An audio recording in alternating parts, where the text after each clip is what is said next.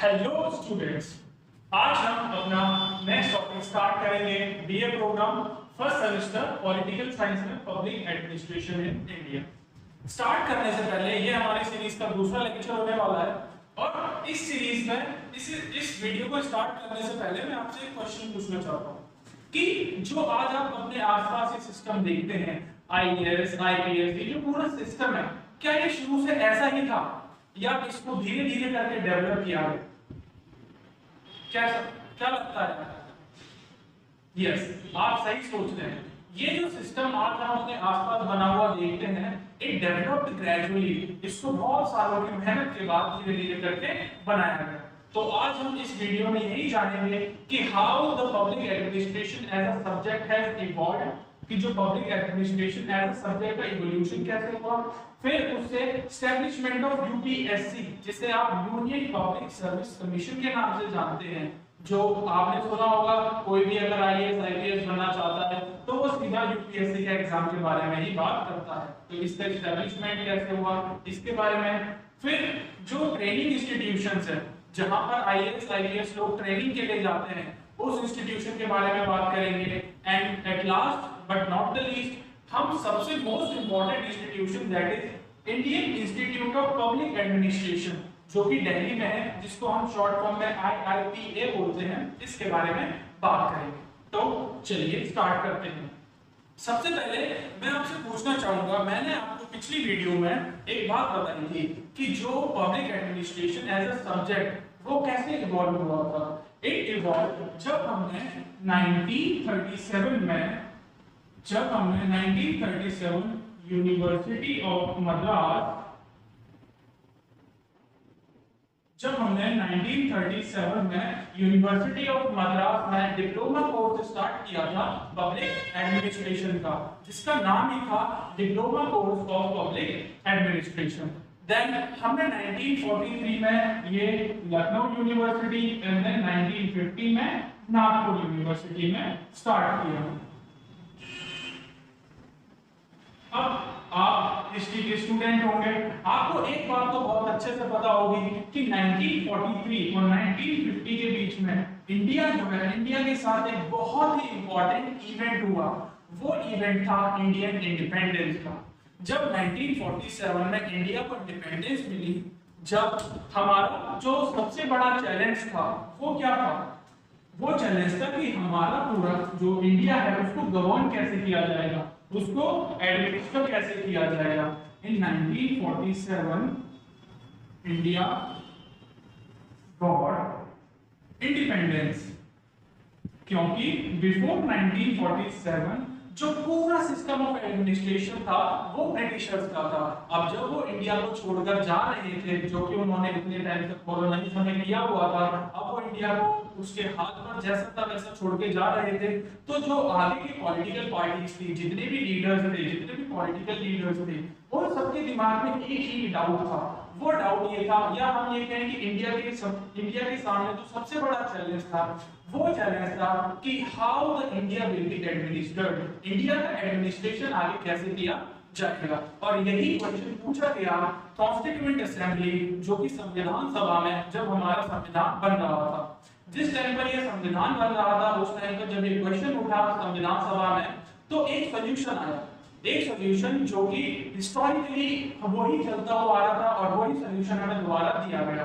वो सोल्यूशन था कि क्यों ना हम एक ऐसी बॉडी ही बना दें जो बॉडी इस पूरे काम को करे, जो कि पूरे इंडिया में से इतनी सारी पॉपुलेशन में से कुछ लोगों को लाए, उनको ट्रेन करे, उनका एग्जाम ले, फिर उन लोगों को ट्रेन करे और फिर वो इंडिया के एडमिनिस्ट्रेशन में हेल्प कर सके। जी हाँ, उस बॉडी का नाम था UPSC, union public service commission.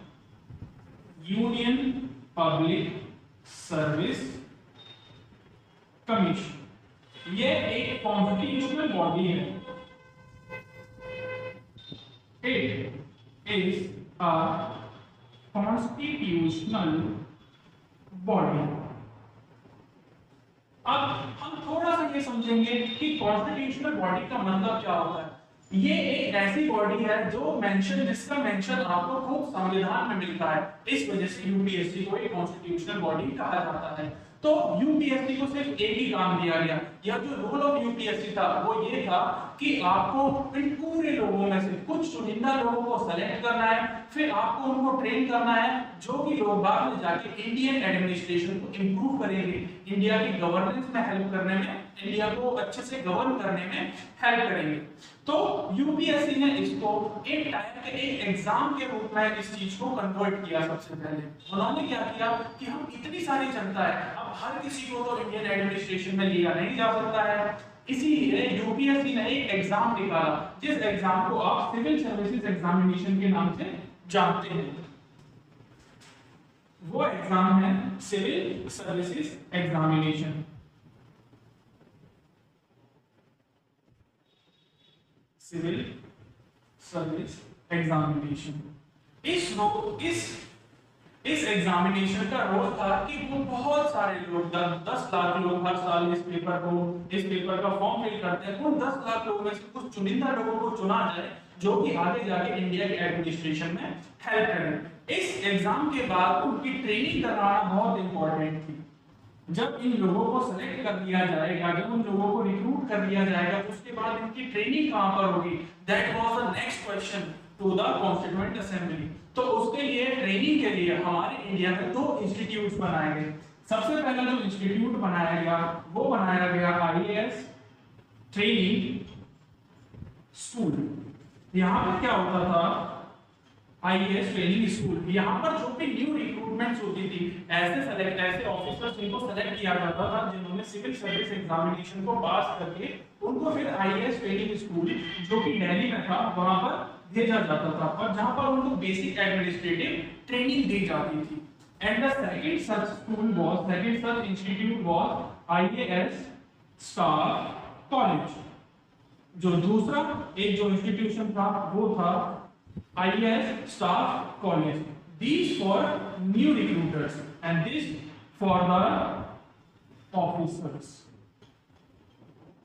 जो IAS ट्रेनिंग स्कूल था जो दिल्ली में सिचुएटेड था, वो कहां पर था, वो ऐसे ऑफिसर्स के लिए था जिन्होंने जस्ट सिविल सर्विसेज एग्जामिनेशन को क्रैक किया है और उनको बेसिक एडमिनिस्ट्रेटिव ट्रेनिंग दी जाती है। एंड सेकंड जो इंस्टीट्यूशन था उसका नाम था IAS स्टाफ कॉलेज जो कि शिमला में सिचुएटेड था। उसका रोल क्या था, उसका रोल था कि जहां पर जितने भी एग्जिस्टिंग ऑफिसर्स हैं उनको और एडवांस ट्रेनिंग दी जाए, एडवांस एडमिनिस्ट्रेटिव ट्रेनिंग दी जाए, आगे आने वाले जो इश्यूज हैं, आगे आने वाले प्रॉब्लम्स को कैसे टैकल करना है, कितनी जल्दी टैकल करना है, स्मार्टली उसको कैसे टैकल करा जा सकता है, उस प्रॉब्लम को ना होने दिया जाए, इस सब से टैकल करने के लिए ये सब न्यू एडवांस एडमिनिस्ट्रेटिव ट्रेनिंग उनको कहां दी जाती थी, आईएएस स्टाफ कॉलेज में। ये दोनों जो ट्रेनिंग इंस्टीट्यूट थे उनको बनाया गया था 1950s के टाइम पे, 1950s के टाइम पे।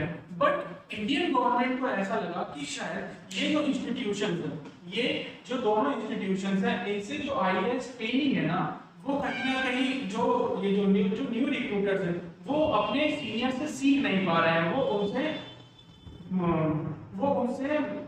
फेस टू फेस मीटिंग नहीं कर पा रहे हैं, उनसे उनका रियल एक्सपीरियंस नहीं सीख पा रहे हैं। तो इंडियन गवर्नमेंट ने एक डिसीजन लिया जहां पर वो क्या करते कि इन दोनों को उन्होंने मर्ज कर दिया, जहां पर क्या हो कि ये एक यूनिफाइड ऑर्गेनाइजेशन हो जाए। और जब इन दोनों को मर्ज किया गया उसको बोला गया Lal Bahadur Shastri national academy of administration, जिसे आप लबासमा के नाम से भी जानते हैं। तो जितने भी जब इसको यूनिफाइड किया गया, आईएएस ट्रेनिंग स्कूल और आईएएस स्टाफ कॉलेज जो कि एक दिल्ली में था, एक शिमला में था, इन दोनों को मर्ज करके एक नई एकेडमी बनाई गई जिसका नाम था Lal Bahadur Shastri national academy of administration.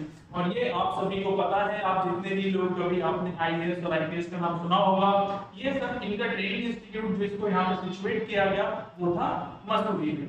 तो जो ट्रेनिंग थी वो हो गई। पर आपको क्या लगता है कि सिर्फ आईएएस में आपने एग्जाम दे लिया, एग्जाम के बाद आपको बेसिक एडमिनिस्ट्रेशन एक्सपीरियंस आ गया कि आपको एडमिनिस्ट्रेशन कैसे करना है, गवर्नेंस कैसे बहुत अच्छे से करना है, क्या उसके बाद बस यही आपको बेसिक रूटीन काम करने होते हैं? नहीं, इसीलिए कि नए नए चैलेंजेस, न्यू लाइफ चैलेंजेस आते रहते हैं, हमारे आसपास नए नए चैलेंजेस आते रहते हैं। उन चैलेंजेस को टैकल करने के लिए एक और इंस्टीट्यूट बनाया गया, क्योंकि कभी भी एडमिनिस्ट्रेशन करना ही इंपॉर्टेंट नहीं होता, टाइमली एडमिनिस्ट्रेशन करना, जो रियल टाइम प्रॉब्लम्स आ रही है उनको भी एड्रेस करना, it is the real administrative quality. और उसके लिए जो हमारी गवर्नमेंट ने एक और इंस्टीट्यूट बनाया, that is Indian institute of public administration.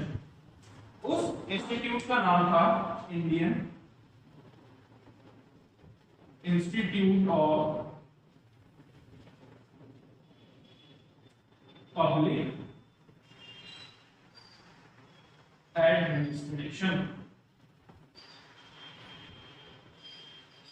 जो कि दिल्ली में है, और इसको हम शॉर्ट फॉर्म में IIPA। अब इसका रोल क्या था? Indian institute of public administration, जिसको हम शॉर्ट में IIPA भी बोलते हैं, ये कहां पर सिचुएटेड है? ये दिल्ली में सिचुएटेड है। इसका रोल था कि एज अ थिंक टैंक काम करता था, एज अ थिंक टैंक, और रिसर्च का काम करता था, एंड पॉलिसी डिस्कशन, कि जो भी नई नई पॉलिसीज बनाई जा रही हैं, क्या वो रियल ग्राउंड पे काम कर रही हैं, क्या वो रियल ग्राउंड के लिए इफेक्टिव है, या हम बस थ्योरेटिकल पॉलिसीज बना रहे हैं। उन सब के लिए क्या बनाया गया? Indian institute of public administration. तो शायद अब आपको पूरा एक जो स्ट्रक्चर है वो समझ आया होगा। यूपीएससी सिविल सर्विसेज, जब हमारे पास इंडियन कॉन्स्टिट्यूएंट असेंबली के पास ये प्रॉब्लम आई कि अब भाई आगे आने वाले टाइम में हम अपना इंडियन एडमिनिस्ट्रेशन कैसे अच्छे से करें, तो उन्होंने एक बॉडी का फॉर्म किया, उस बॉडी को बोलते हैं UPSC. UPSC that is union public service commission. अच्छा, जो यूपीएससी थी उनको सिर्फ किस लेवल के ऑफिसर्स को सिलेक्ट करती है? They select the officers for central level. तो स्टेट में एडमिनिस्ट्रेशन कौन कर रहा है? स्टेट लेवल पे कौन एडमिनिस्ट्रेशन कर रहा है? स्टेट लेवल पे एडमिनिस्ट्रेशन करने के लिए वो रिस्पांसिबिलिटीज स्टेट को दी गई। तो हर रिस्पेक्टिव स्टेट ने अपना अपना पब्लिक सर्विस कमीशन बनाया। जैसे कि अगर आप तमिलनाडु ले लें तो Tamil Nadu public service commission, UP ले लें तो UP United Uttar Pradesh public service commission, आप क्या कहते हैं असम का ले लें तो असम पब्लिक सर्विस कमीशन। ये अलग अलग पब्लिक सर्विस कमीशन स्टेट्स के बनाए गए। तो इनका भी क्या रोल होता है, इनका भी क्या स्ट्रक्चर होता है? दैट दे टेक एग्जामिनेशन, और जो वो एग्जाम को पास कर जाता है वो कहां पर जाता है? लवासना में जाके अपनी बेसिक ट्रेनिंग खत्म करता है। बेसिक ट्रेनिंग के साथ साथ जब हमें अपडेट करना है, अपने ऑफिसर्स को इतना अपडेट रखना है कि आगे आने वाली कोई भी अनफोर्चुनेट सिचुएशन को बहुत अच्छे से हैंडल कर सके, वो इफेक्टिवली हैंडल कर सके, उसके लिए उन्होंने एक और इंस्टीट्यूट बनाया, जिस इंस्टीट्यूट का नाम था Indian institute of public administration. और उसका बेसिक रोल क्या था? उसका बेसिक रोल था कि वो एक्ट करता था एज अ थिंक टैंक। वो सोचता था, पॉलिसीज के ऊपर डिस्कशन करना, न्यू पॉलिसीज के ऊपर रिसर्च करना, ये सब किसका काम था? IIPA, जो कि दिल्ली में सिचुएटेड है। तो हमारी जो इंडियन एडमिनिस्ट्रेशन का जो शुरू से प्रिंसिपल रहा है, वो प्रिंसिपल यही रहा है कि हम अपने ऑफिसर्स को बेस्ट ट्रेनिंग दें, और उसके साथ जो अवेलेबल अपडेट्स आ रही हैं, जो अवेलेबल रिसर्च आ रही है, जो कि बेस्ट रिसर्च होनी चाहिए, बेस्ट पॉलिसीज होनी चाहिए, उसको हम इंप्लीमेंट करें। एंड अभी तक हमारा इंडिया भी इस चीज में बहुत आगे रहा है कि हमने हर सिचुएशन को, हर चीज को टाइमली एनकाउंटर कर लिया है। अब नेक्स्ट वीडियो में हम देखेंगे कि जो हमने सिविल सर्विसेज एग्जामिनेशन की बात करी, जो हमने यूपीएससी की बात करी, ये ब्रिटिश टाइम में कैसे होता होगा। ये ब्रिटिश टाइम में भी हम जैसे हम करते हैं वैसे ब्रिटिशर्स कर देते। इस सबको हम डिस्कस करेंगे नेक्स्ट वीडियो। Thank you.